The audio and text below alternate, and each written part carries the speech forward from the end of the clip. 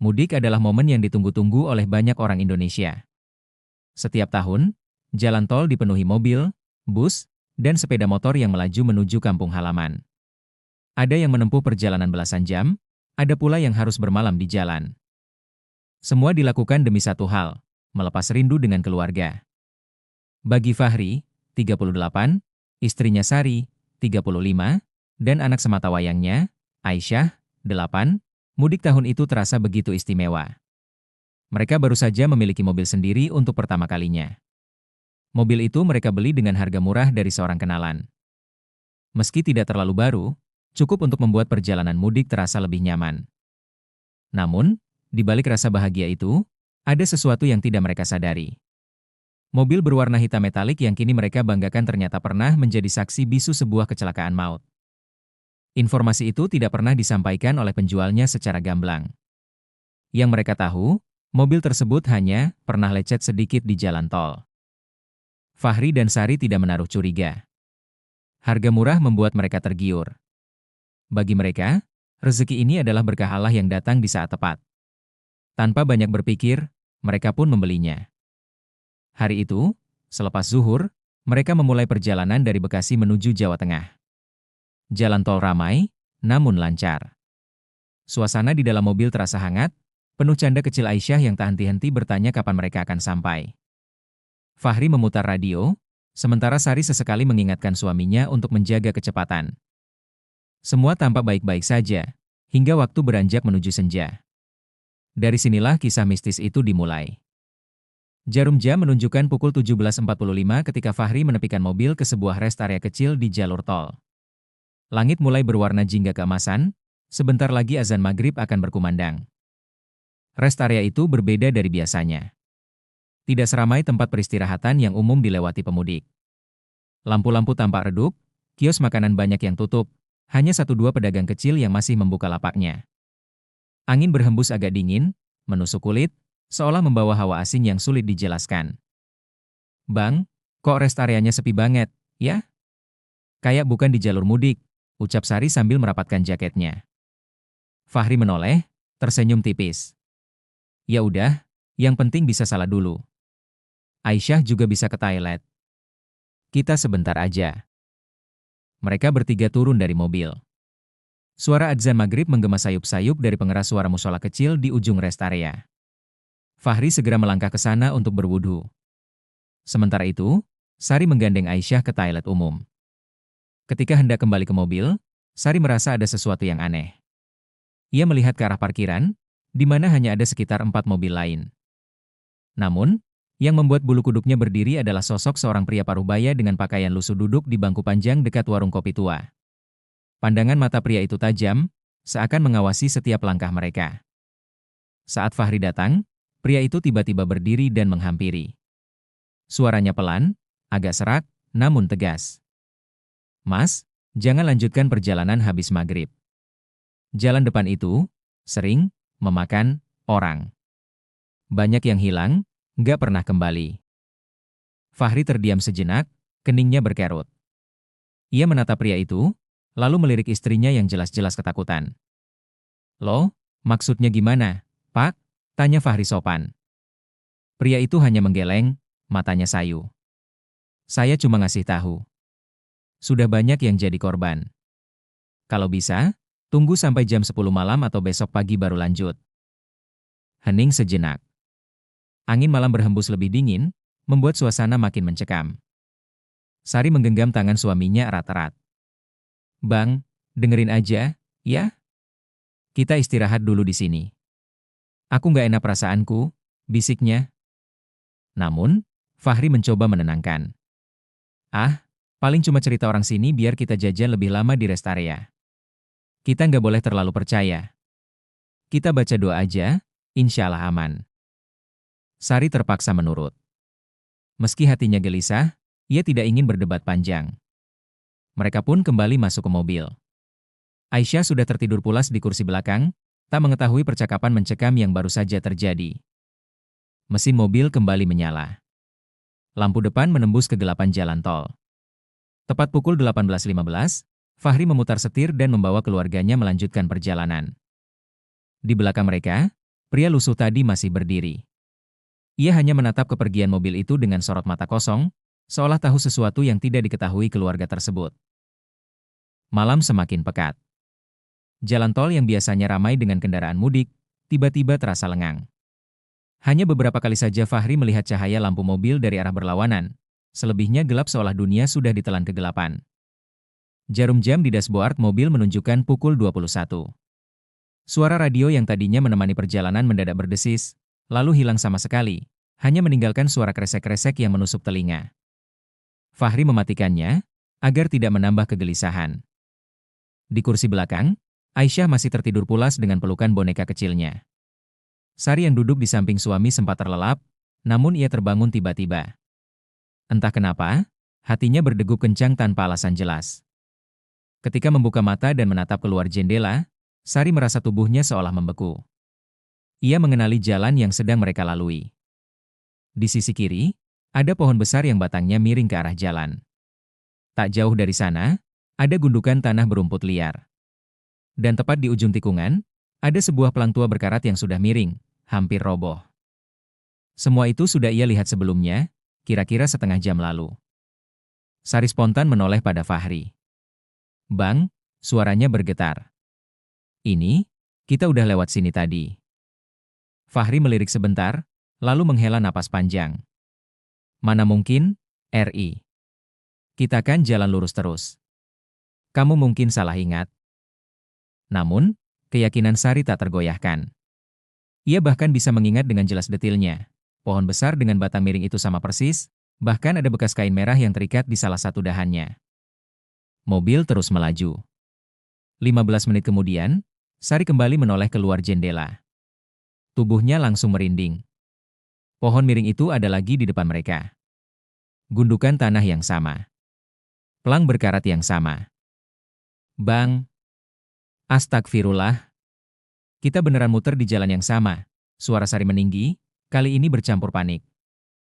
Fahri mulai dilanda kegelisahan. Ia melirik indikator GPS di ponselnya, namun anehnya, sinyal hilang total. Layar hanya menampilkan peta kosong dengan tulisan "No Signal". "Ya Allah," gumam Fahri, kini keringat dingin mulai membasahi pelipisnya.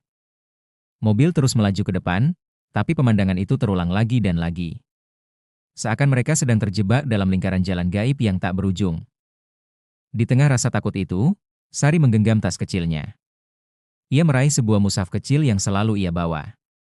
Dengan suara bergetar, ia mulai membaca doa perjalanan yang dulu diajarkan ibunya. Namun sebelum ia sempat menyelesaikan bacaan, matanya menangkap sesuatu dari kejauhan. Samar-samar, di tepi jalan gelap, ada sosok bergerak perlahan. Seorang perempuan. Rambut panjang tergerai menutupi sebagian wajahnya. Ia mengenakan daster putih lusuh, dan di kedua tangannya tampak menggandeng dua anak kecil. Sari spontan menepuk lengan suaminya. "Bang, lihat. Ada ibu sama dua anaknya di pinggir jalan." Fahri refleks menginjak rem. Mobil sedikit berguncang. Ia menoleh ke arah yang ditunjuk Sari. Namun yang terlihat hanya gelap kosong. Tidak ada siapapun. "Mana? Gak ada orang, RI," kata Fahri, berusaha tetap tenang meski suaranya terdengar tegang. Sari menoleh lagi. Perempuan itu masih ada. Dan kali ini, ia jelas menatap ke arah Sari. Senyum tipis, pucat, menghiasi wajahnya. Dua anak kecil di sampingnya juga menatap dengan mata kosong. "Ya Allah," Sari menutup mulutnya, tubuhnya gemetar hebat. Sementara itu, dari kursi belakang, Aisyah yang baru saja terbangun berkata pelan dengan suara polos. "Bu, Ayah, kok ada orang duduk di jok belakang?" Detik itu, suasana di dalam mobil berubah mencekam.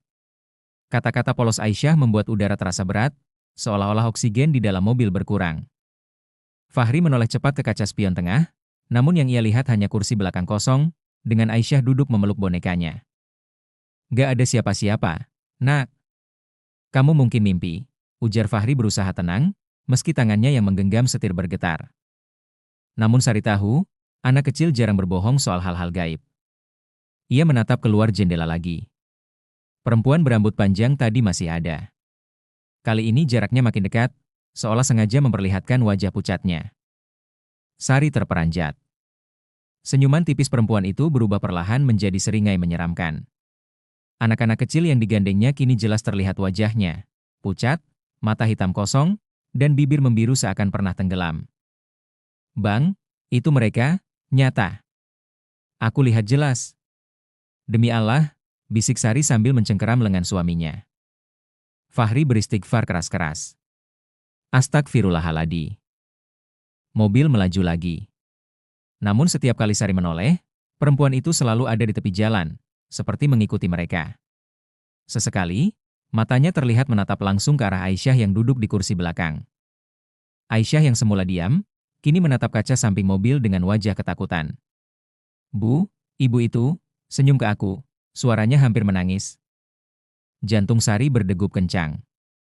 Ia segera meraih mushaf kecil dari tasnya dan mulai membaca ayat kursi dengan suara gemetar. Suasana makin aneh, udara di dalam mobil terasa lebih dingin, kaca jendela mulai berembun meski AC dimatikan. Tiba-tiba, sesuatu yang tidak masuk akal terjadi.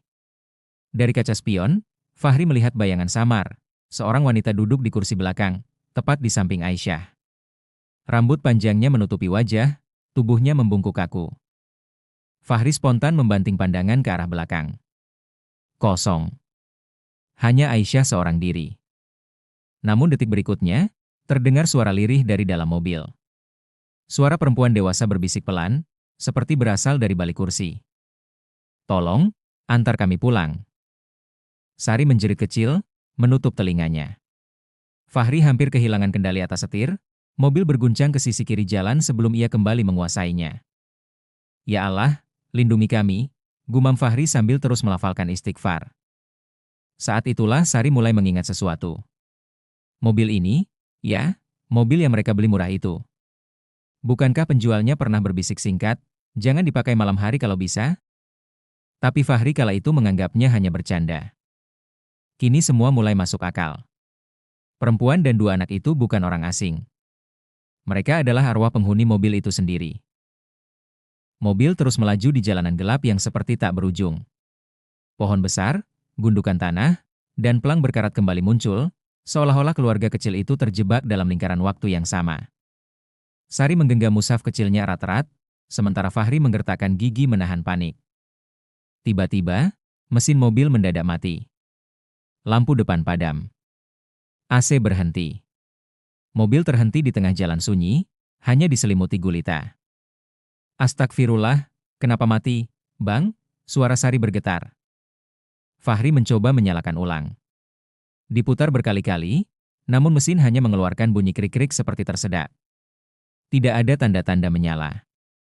Dalam keheningan mencekam itu, terdengar suara lirih dari belakang. Tangisan anak kecil. Pelan, namun jelas. Sari menoleh spontan. Kursi belakang terlihat kosong, hanya ada Aisyah yang ketakutan sambil menutup telinga. Tapi tangisan itu terus terdengar, makin jelas, seakan-akan ada dua anak kecil menangis tepat di belakang jok mobil. Bu, ayah, mereka nangis, bisik Aisyah dengan mata berkaca-kaca. Sari memeluk anaknya erat, membaca doa perlindungan. Namun detik berikutnya, suara lain ikut terdengar, suara perempuan dewasa, lirih, penuh kesedihan. Kami mati di sini, jangan bawa mobil ini, lepaskan kami. Fahri terpaku. Suara itu terdengar seperti berasal dari dalam mobil, dari kursi belakang yang kosong. Keringat dingin membasahi seluruh tubuhnya. Saat itulah ia teringat sesuatu. Waktu membeli mobil ini, si penjual sempat berkata dengan nada cepat, mobil ini pernah kecelakaan kecil, tapi udah diperbaiki, aman kok. Namun Fahri ingat jelas, wajah penjual itu terlihat tegang, seakan menyembunyikan sesuatu. Dan beberapa hari setelah mobil dibeli, tetangga penjual, yang tak sengaja ngobrol dengan Fahri, berkata pelan. Kamu tahu nggak, Mas? Mobil itu dulunya kecelakaan parah. Satu keluarga meninggal di dalamnya. Seorang ibu dan dua anaknya. Waktu itu Fahri hanya menganggapnya gosip. Tapi kini, semua potongan itu menyatu. Arwah perempuan dan dua anak yang terus muncul di jalan gelap ini, mereka adalah korban kecelakaan di mobil yang kini ia kendarai. Mesin mobil tiba-tiba bergetar. Tanpa Fahri memutar kunci, suara mesin hidup dengan sendirinya. Lampu depan menyala, menyorot jalan yang kosong. Namun, bayangan samar terlihat di kaca depan, seperti wajah perempuan dengan rambut terurai menempel di kaca, menatap ke dalam mobil. Sari menjerit kecil, "Bang! Baca doa, Bang! Cepat!" Dengan suara parau, Fahri mulai membaca doa naik kendaraan, dilanjutkan istighfar berulang-ulang. Sari menutup mata sambil melafalkan ayat kursi, sementara Aisyah menangis dalam pelukan ibunya. Semakin keras doa mereka, semakin bergetar mobil itu. Seakan ada sesuatu di dalamnya yang berontak, tidak rela pergi. Suara tangisan anak kecil semakin kencang, bercampur dengan jeritan lirih perempuan. "Jangan tinggalkan kami, jangan tinggalkan." Namun perlahan, suara itu melemah, hilang, menyisakan keheningan. Mesin mobil kini stabil. Jalan di depan terlihat sedikit berbeda. Pelang berkarat sudah tidak ada, pohon besar yang miring pun lenyap. Seolah mereka baru saja keluar dari lingkaran gaib yang menjerat. Sari menangis terseduh. Fahri hanya bisa mengusap wajahnya berkali-kali sambil berbisik, "Ya Allah, lindungi kami." Dalam hati kecilnya, ia sadar, mobil ini bukan rezeki, melainkan ujian. Mobil akhirnya keluar dari jalan yang berputar-putar itu. Pohon miring, pelang berkarat, dan gundukan tanah sudah tidak terlihat. Namun hawa dingin mencekam masih terasa di dalam mobil, seakan ada sesuatu yang belum sepenuhnya pergi. Fahri mengemudi dengan wajah pucat, keringatnya membasahi kemeja. Sari masih memeluk Aisyah erat-erat, sementara bibirnya terus bergetar melafalkan doa. Setelah sekitar 20 menit melaju, mereka melihat cahaya lampu dari kejauhan. Sebuah masjid kecil di pinggir jalan desa. Fahri segera membelokkan mobil ke arah halaman masjid dan berhenti. Begitu mesin dimatikan, mereka bertiga turun dengan tergesa. Rasanya dada mereka baru bisa lega ketika menginjak tanah halaman masjid itu. Di dalam masjid, seorang ustaz yang sedang duduk di serambi memandang mereka dengan heran.